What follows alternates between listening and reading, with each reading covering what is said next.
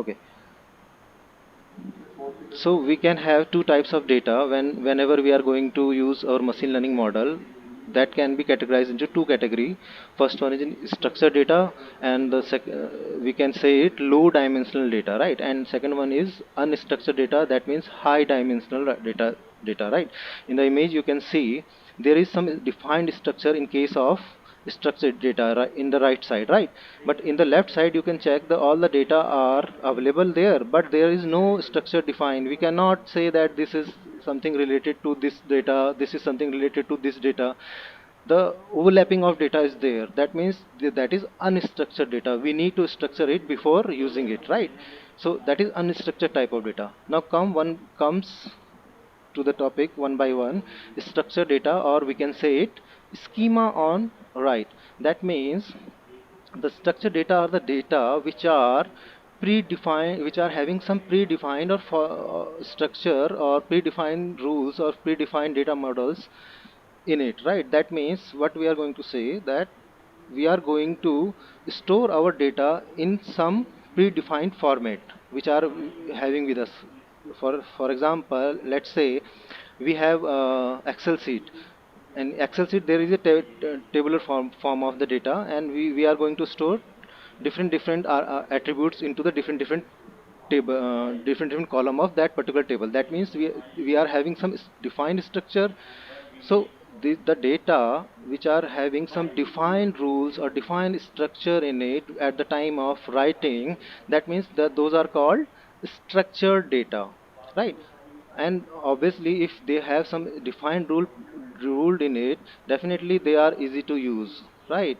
They are easy to use because they have some defined rules, and we can use those rules to convert that data to into the some different format and all, right?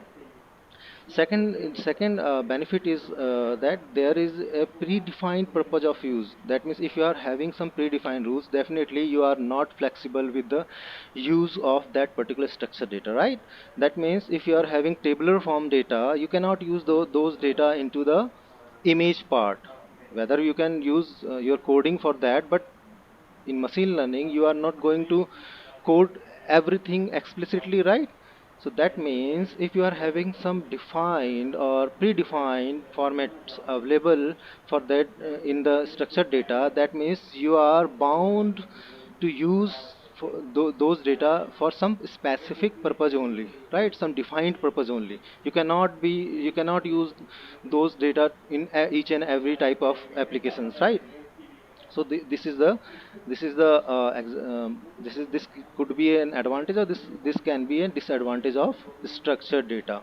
But because those are unstructured, we can modify, we can access those directly in the less time. These are some type of the benefits using structured data, right?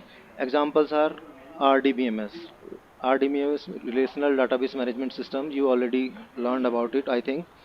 And it stores every information of anything in the tabular form or in the tuple form, right? Relation form. That means in the table one row represent a relation.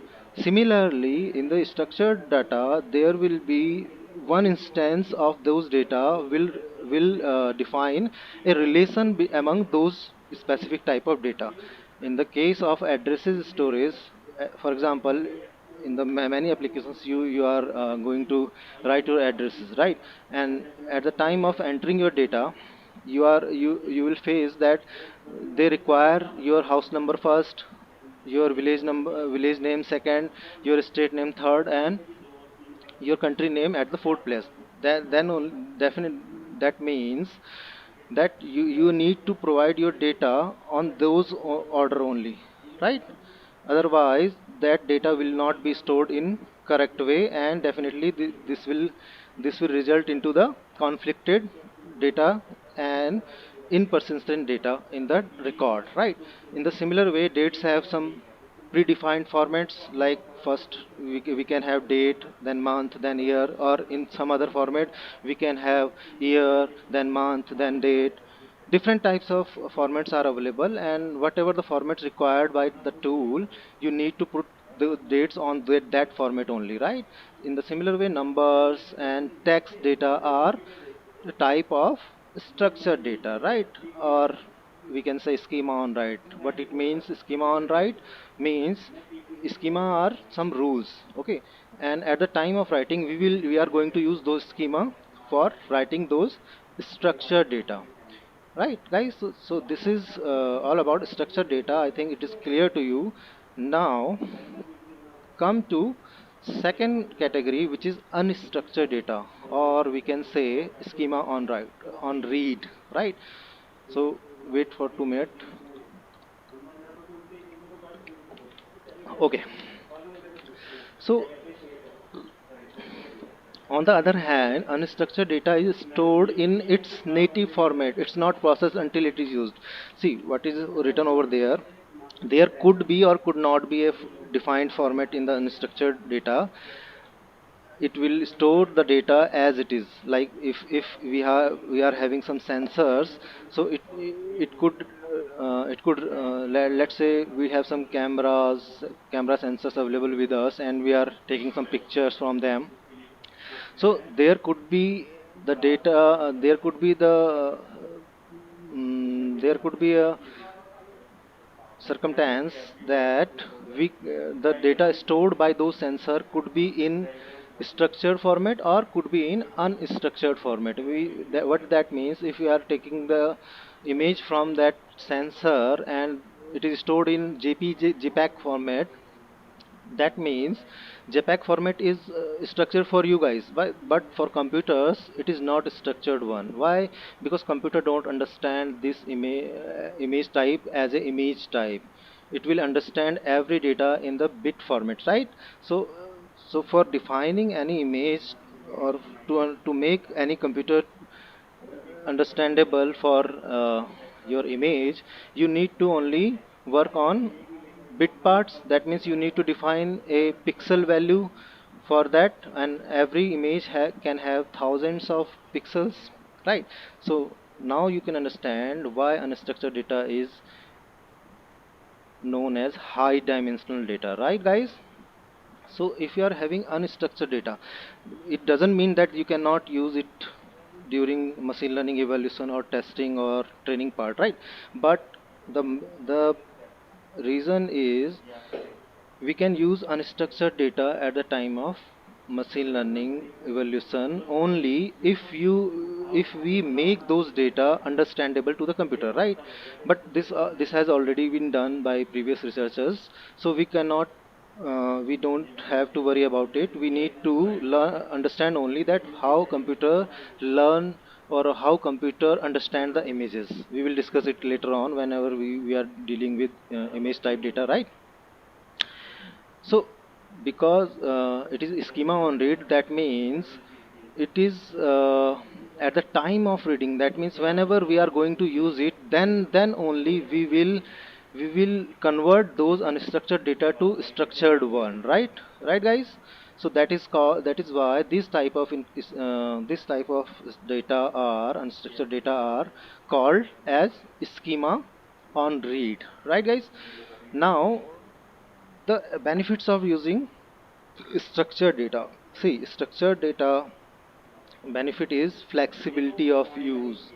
What it means, as you are going to convert your data on runtime basis or on dynamic basis. That means if you are going to, in case one, if you are going to use those images for some purpose, you are going to use some augmentation techniques or conversion techniques before using those images, right? And in the case 2, if you are using those images for some other type of task, definitely you are going to convert those type of data into that particular type of application, right? So that means you have flexibility of use. But in case of structured one, you cannot use you cannot use structured data for every type of application, right?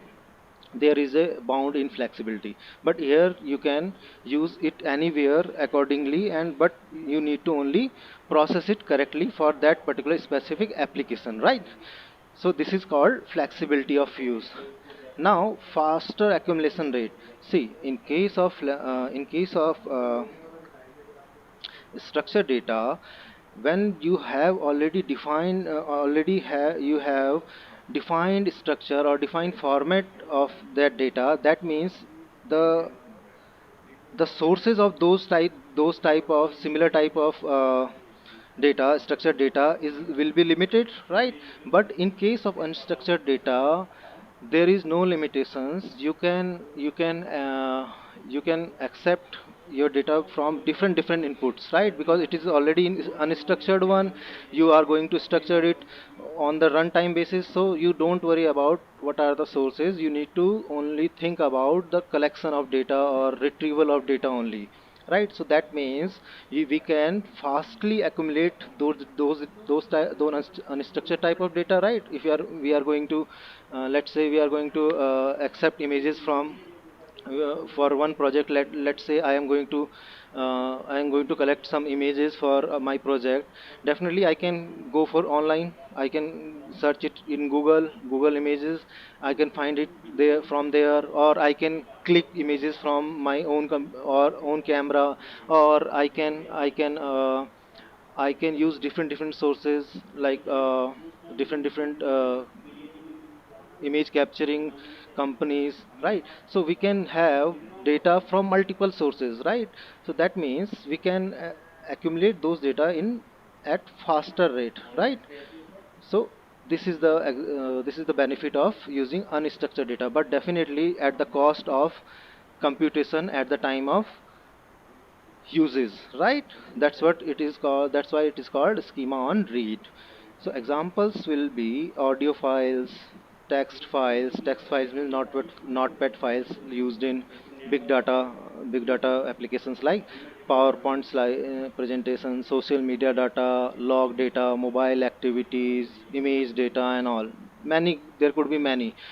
Every data which are not structured in some way or some fashion or some rules, which are not following some rules, are considered as unstructured data, right guys? So this is the difference between structured one and unstructured one. Now come to key differences between unstructured and structured data. See, at the time of structured data, whenever we are going to analyze, see in the left hand side, you are going to parameter KPIs on which basis the difference has been created, right? So, and at the time of analysis of our data, structured data will be analyzed as quantitative manner, like how much data we have, right? But unstructured data could be huge, could be low. So it will be analyzed according to quality, right? Not on basis of quantity. So on basis of quality it will be analyzed, right? So this is the key difference between structured and unstructured data. Schema, right? Rules, schema creation. On the basis of schema creation, structured data is called as schema on write, and on the other hand, unstructured data is called as schema on read. What it means, in case of structured data, we are providing some schema at the time of saving or writing our data to a file or data storage. But in case of unstructured data, this is not the case. We can collect the data on regular basis or runtime basis, but at the time of read, we can save directly to the data source, and we can, at the time of read, we will use some rules or schema to convert those unstructured data according to our application. So it is called schema on read, right guys? Now come to the searching part. See, whenever you are having structured data, definitely you are having some data models defined in it, so it is easy to search anything on structured data. But in case of unstructured data, you may need some special tools designed for unstructured type of that particular data, right? For example, for image analysis, you can have you could have multiple specialized tool like MATLAB, like Jupyter. By via programming, you can read MATLAB is there. your Photoshop is there, many applications are there, but those applications are specialized for a specific type of unstructured data. For example, we cannot use we cannot use Photoshop for for uh, for analyzing audio files, right? So this, that's why it is called specialized tool, right guys? Now come to the format part. We already discussed format will be predefined using alphanumeric characters, right? But in case of unstructured data, typically non-character oriented digital representation, right? That means it doesn't bother about what is there. It will read it by their pixel value or by their any non-character based digital representation, right? Now come to the storage category. According to storage uses, structured data may require more storage to accommodate defined data structure, right? Here, if you are having you are using some tool to record any data, then there could be the chance that you need more storage for storing those type of data.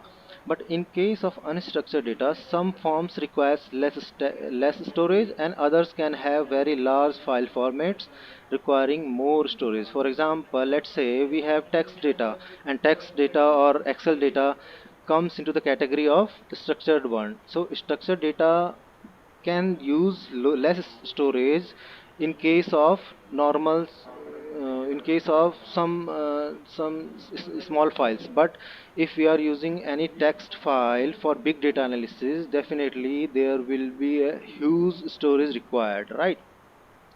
So in the case of unstructured data, we need more and more storage data, because image can take more space in the computer than text one, right? Now come to the storage format. This is defined that relational database management system data warehouses are the storage formats used for structured data, right? But for unstructured data, we need some specialized applications, no SQL databases, lakes and all, right? So this is the key differences. You need to understand only what is the structured data and what is unstructured data. If you know that this comes under structured one, and if you know this comes under structured one, it is beneficial to you, or it will be easy to you to understand that which type of algorithm will work upon this type of data. So I think this is clear to you that what is structured data and what is unstructured data and their examples, right? Okay. Now come to the types of ML tasks. See, you understood what is machine learning model, how it works, what are the steps involved in it, and what are the different types of data a machine learning works upon, right? But there is some defined task which can be done by machine learning algorithm, right? These are the tasks like regression or prediction tasks. Sometimes it is called prediction, sometimes some people refer is it as regression. And second category is classification task, right? You can use your machine learning algorithm for the basic, these two types of basic task: regression one and classification one, right? Now see the image in the presentation. Now you can understand that classification, how classification works, and what is regression about, right?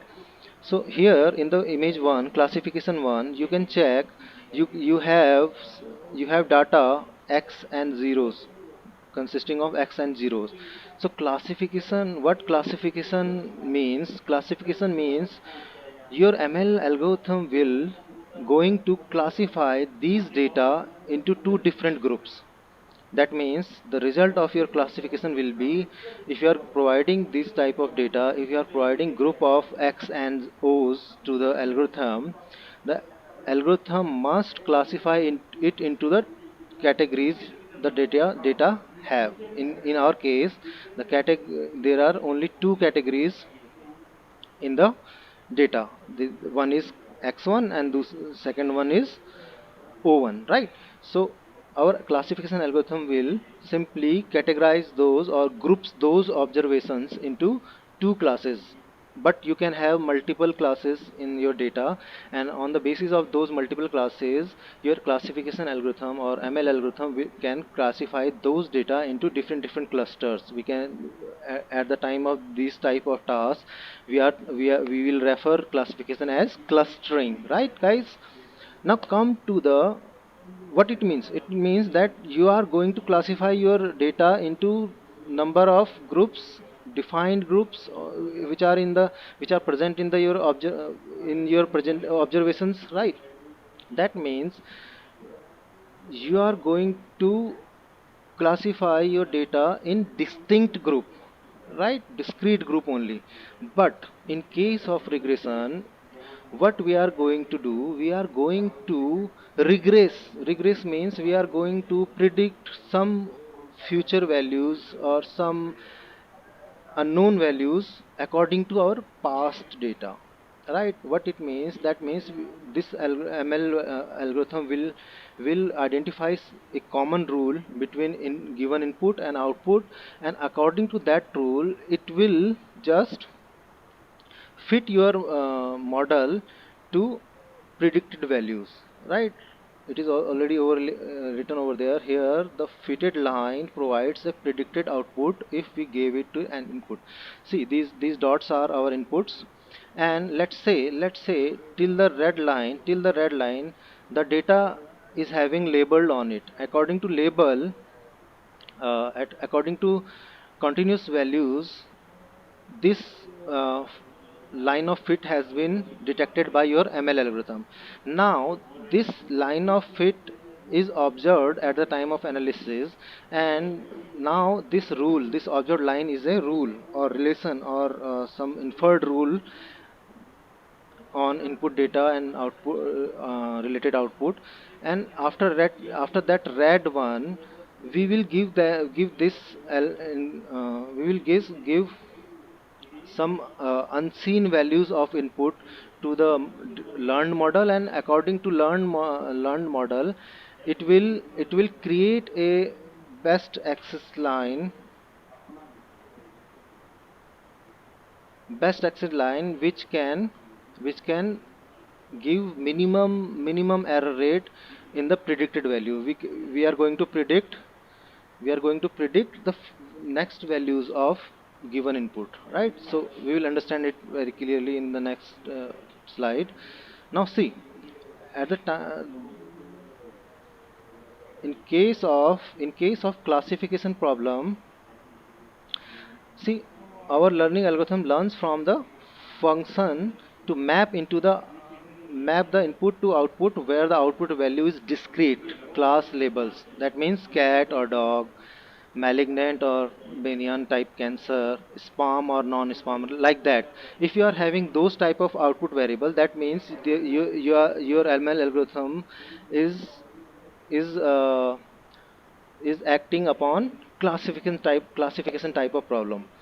See, in the image part, this data has been given to your algorithm, and now algorithm will separate these data points into two categories. One is red white, and second one is blue n, right?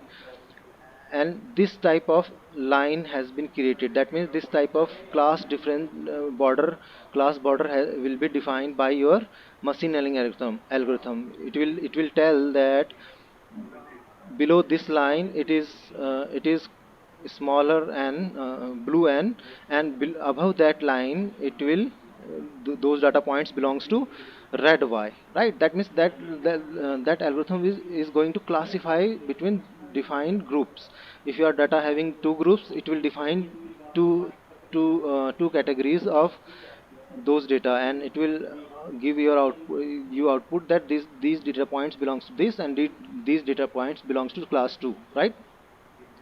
But in case of regression, it is concerned with mapping input to output where the output is continuous real numbers, like for example price of house on some information basis you are going to predict the price of your house or the house you are going to buy, right?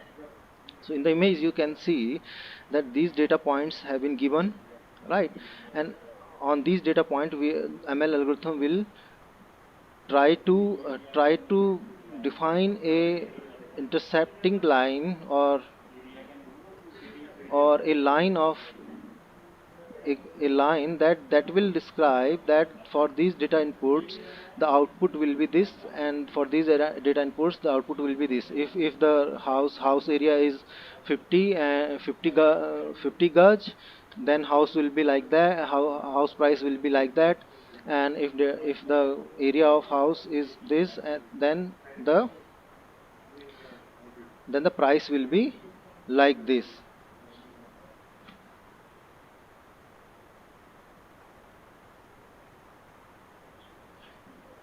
Okay guys, so this is the difference between regression and classification problem, and we are having some classification algorithm with us, like logistic regression falls into classification k nearest neighbors, knn, support vector, svm, kernel support, naive bayes, decision tree classification, random forest classification. These are the ml algorithms participating in classification type of problem. Whereas whereas simple linear regression, multiple linear regression, linear regression, support vector regression, decision tree regression, random forest regression are the type of algorithm, ML algorithm, which deals with regression type of problem. Right, guys? So I think this is all for today, and it is understood very clearly. So thanks, guys.